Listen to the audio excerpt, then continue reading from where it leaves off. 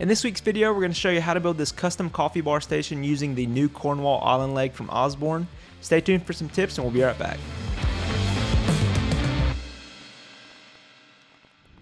The first step for this project is to glue up the panels for our table base as well as our drawer faces. Due to the larger height of the top block of our table leg, we're going to be using a larger 12-inch skirt for this project. So we've chosen some 5/4 lumber from Osborne. Gluing up 2 of these boards is going to give us an overall 12-inch width for our panel, and it's going to be perfect for this table base. To help during assembly, we chose to install some biscuit joints in each board, so we're just installing some biscuits with some wood glue to help with alignment.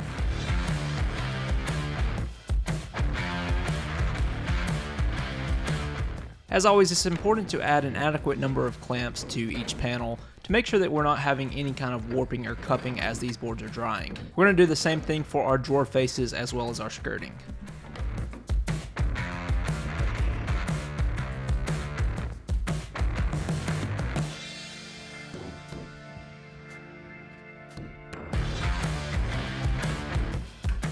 While our panels are drying, we can go ahead and set up our router table to cut the mortise into our legs. We're using a 1/2-inch bit for this router cut since the overall thickness of our panel is 1 inch. We're going to be using a standard 3/4 inch deep mortise for this leg, so we can take a scrap block with that measurement applied to help align to our cutting bit. Once we have locked the height of our bit, we now need to set our fence to the appropriate reveal on each edge of the leg. So we chose to do a 1-inch reveal from the edge of the leg to the front of the skirt board. This is a pretty standard measurement for skirting, but it can be changed depending on your project preferences. To keep our skirting flush with the top of our leg, we need to set up stop blocks on our router table to make sure we're not cutting too long of a mortise into our leg. We can plunge one side of the mortise cut and then run the other against a separate stop block to also avoid moving our fence for 2 different positions. For this build, we chose the newly released Cornwall island legs from Osborne. If you're interested in learning more about these new island legs, you can reference the link above or in the description.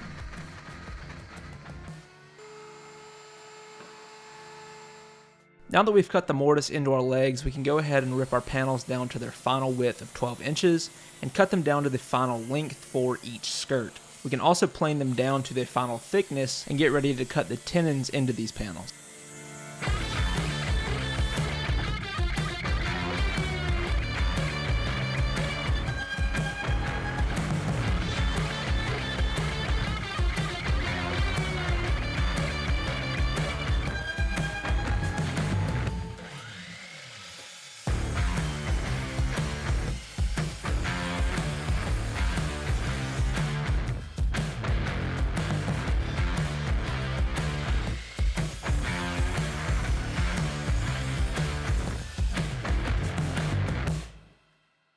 For the tenons, we chose to do an 1/8 inch shoulder on one side with a 3/8 inch shoulder on the other to help keep that 1-inch reveal from the edge of our leg to the front of our skirt. Our fence is set to cut a 3/4 inch tenon to match the 3/4 inch deep mortise on our legs.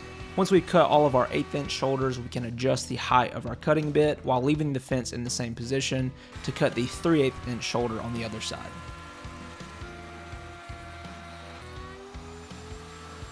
We're also going to make another 3/8 inch cut on the bottom side of our skirt board while leaving the top flush. Since our router created a round pocket at the bottom of our mortise, we're just going to round over these tenons with a sander to make sure that they fit well. Once we've tested our fit, we can go ahead and install some pocket holes into the inside of our skirting, which will be used to assemble our table base later.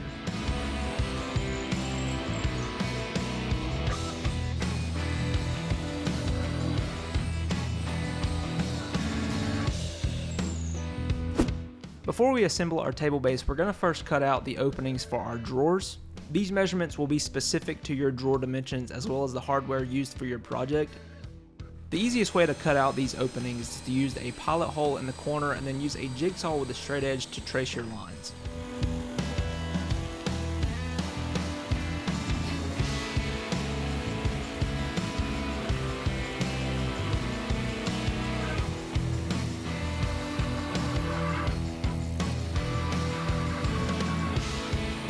Now that we have the cutouts created for our drawers, we can go ahead and sand all of our panels to 220 grit on the inside and the faces, and then get ready to assemble our table base kit.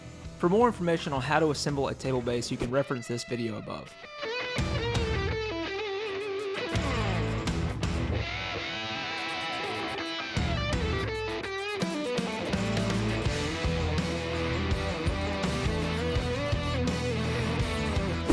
Next, we'll create the interior rails that our drawer slides will mount onto using some 1x4 pine. We cut these boards to the interior width of our cabinet and installed some pocket holes on both sides to make sure they have enough strength when mounting our drawer slides. The center of these boards will be installed into the center of our 12-inch panels, so we can use a 6-inch spacer block to make some marks and make sure these are level and squared up to our table skirting.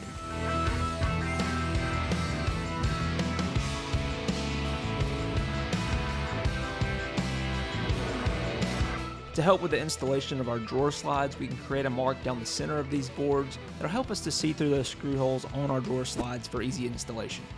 Before we install our drawer slides, we're going to first create our drawer boxes. Now we chose to do a 6-inch deep drawer for this, so we're going to cut our sides and backs to 6 inches, and then we'll also have an 8-inch face on the front of our drawers. Here we're just cutting a 1/4-inch wide channel. This is going to accept a 1/4-inch piece of plywood that's going to be used for the bottom of our drawer.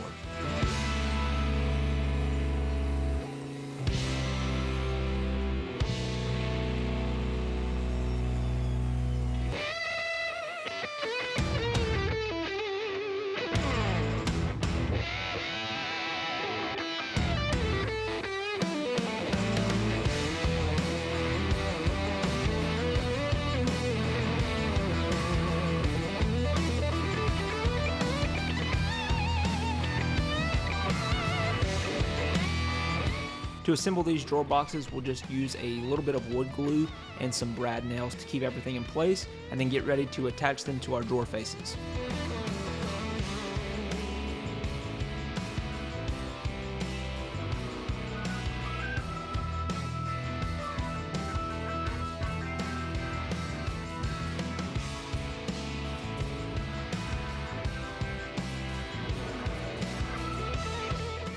To install our drawer faces, it's easiest to pre-drill from the back side of the drawer using a 2-step bit.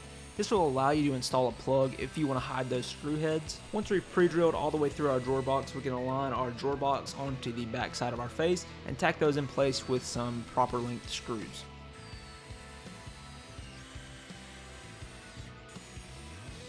Next, we'll move on to installing the handles for our drawers. Now this is going to depend on the style of handle you select for your project. The handles we chose require us to pre-drill using 2 different bits due to the exposed studs on the back of the handle. We'll pre-drill with a larger bit through the drawer face and then use a smaller bit through the entire drawer box to ensure that our screw stays in place.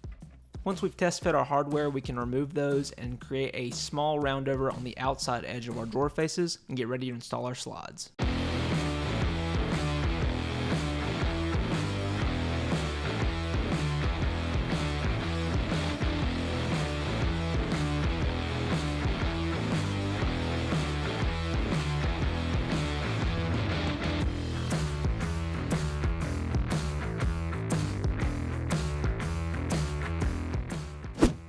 Installing your drawer slides is going to depend on the style and brand that you chose. For ours, we can just line up the screw holes on the center line that we created earlier and install the supplied screws.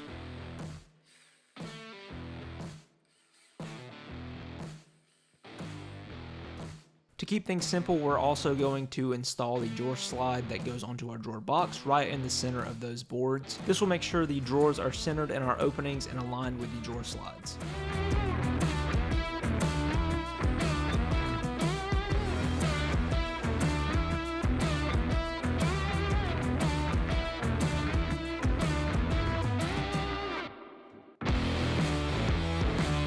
After a quick test fit of our drawers, we can move on to working on our tabletop.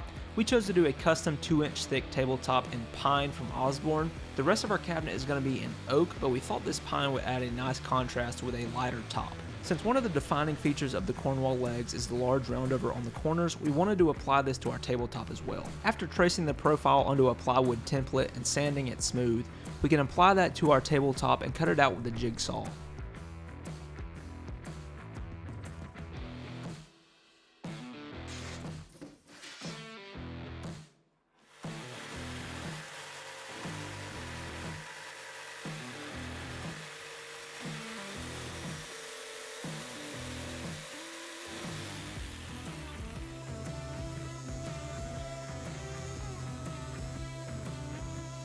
Next, we can add a small roundover on the top side of our tabletop and go ahead and pre-finish before assembly.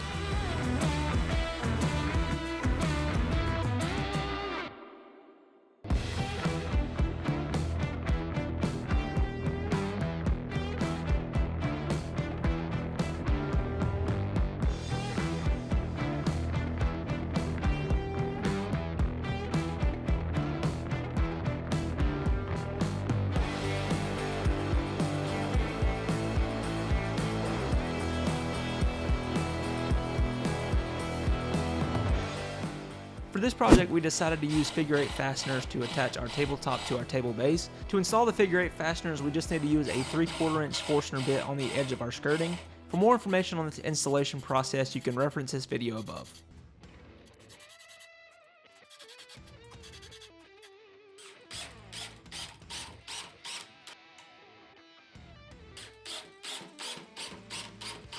Once we've installed the figure 8 fasteners on the bottom side of our table base, we just need to center our table base up on the bottom side of our tabletop and attach with a screw on the other side of our fastener.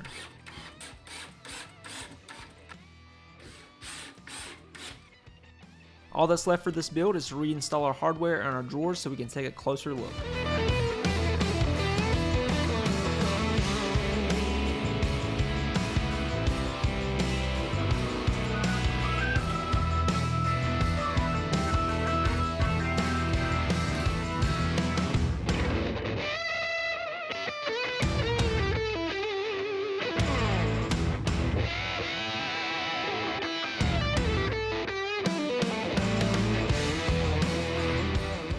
That's going to wrap it up for this week's episode. If you're interested in learning more about the new Cornwall Island leg from Osborne, I'll leave a link in the description. You can check that out.